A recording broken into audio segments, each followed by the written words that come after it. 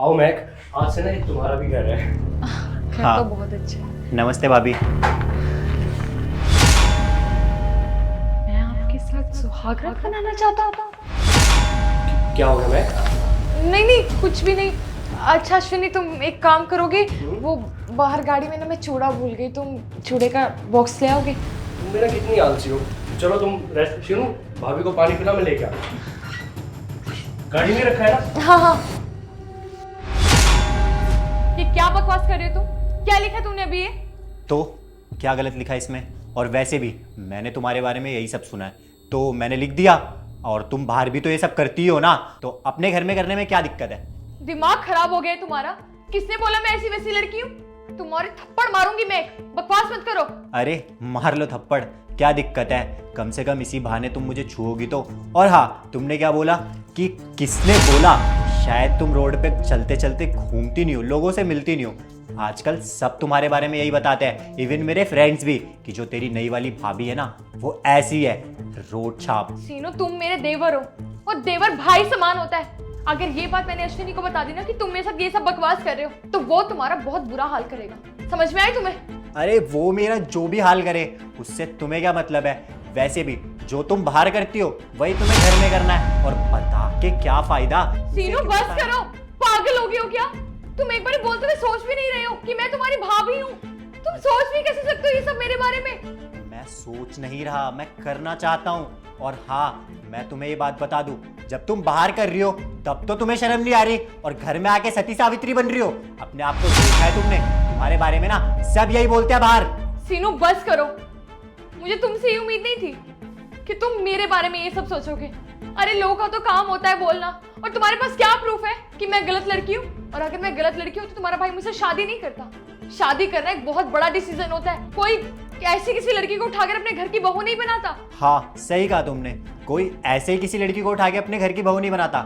लेकिन मेरा भाई ना थोड़ा मेंटली डिस्टर्ब है, उसने तुम्हें चुना, और उसे शायद तुम्हारी सच्चाई नहीं पता। अगर उसे तुम्हारी सच्चाई पता होती ना तो कभी तुम्हें हमारे घर में नहीं लाता। और हमें भी तुम्हारी कोई सच्चाई से प्रॉब्लम नहीं है, तुम जैसी हो हम एक्सेप्ट कर रहे हैं। बस जो तुम हो वो यहाँ पे भी करो जो तुम बाहर करती हो। तुम सच में पागल हो गए हो। अभी अश्विनी को आने दो, मैं सारी सच्चाई उसे बताऊंगी कि तुम मेरे साथ कैसी बातें अरे कर रहे हो। बुला लो अश्वनी को। तुम्हें शायद पता ही नहीं है, अश्वनी से भी बड़ा हमारे घर में एक और इंसान है, रूबी पांडे, जो मेरी बहन है, और उनका ना मैं चहीता हूँ, और उनकी चलती है इस घर में, तो ना वो मेरा कुछ बिगाड़ नहीं पाएगा। और ये बात शायद तुम्हें पता ही नहीं है। तुम अभी आने दो अश्विनी को, तुम्हारी सारी गंदी सच्चाई ना मैं भी उसे बताऊंगी कि तुम्हारी कितनी गंदी नजर है मुझ पर। अच्छा अब मैं समझ गया, तुम ना मुझे फटीचर समझ रही हो। शायद तुम्हें पता नहीं है कि मेरे पास कितना पैसा है। देख रही हो 30,000 रुपए हैं, और ये पूरे के पूरे पैसे ना मैं तुम्हें देना चाहता हूँ। ये लो, और ये पैसे सारे रख लो, लेकिन जो मैंने बोला है ना वो तुम्हें मानना पड़ेगा। दूर रहो मुझसे, मेरे पास मत आना।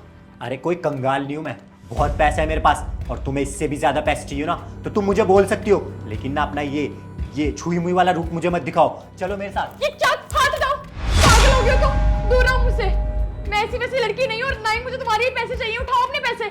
पैसे नहीं चाहिए तो क्या चाहिए? और हाँ, तुम ना अब ना कुछ ज्यादा ओवर कर रही हो, जैसी हो वैसा अपना रूप दिखाओ ना।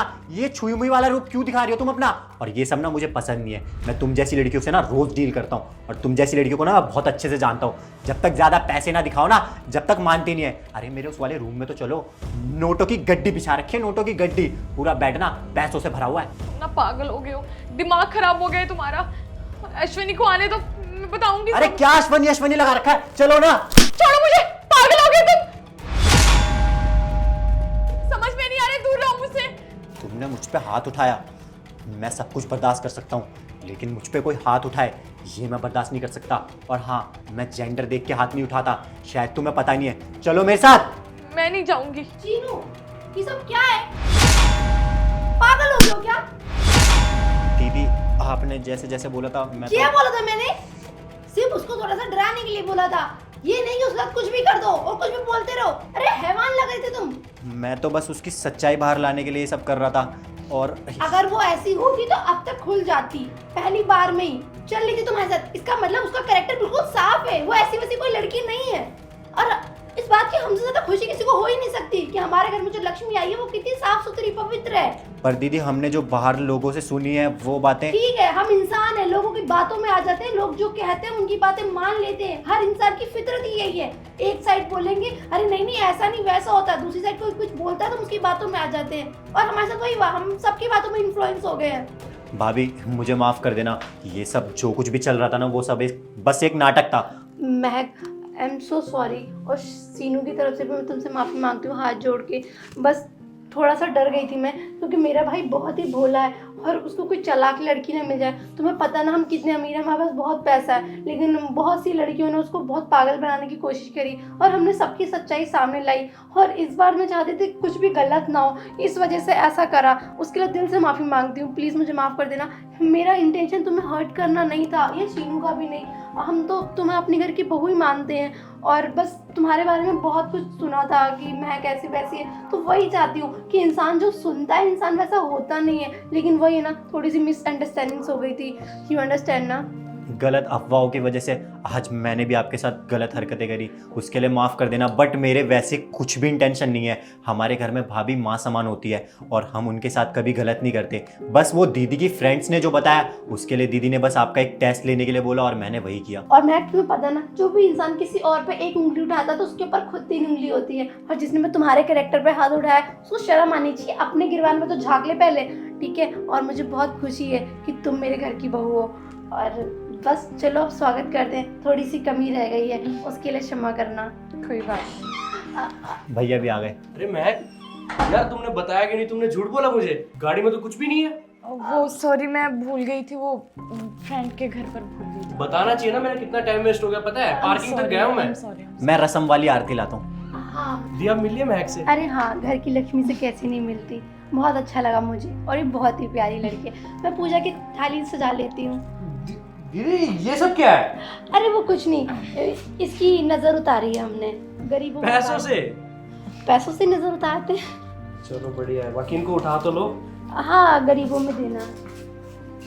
लो इनको रखो अंदर। महक, और वैसे भी ना आज का खाना महक बनाने वाली है, वो भी बहुत बढ़िया, हमने डिसाइड कर लिया।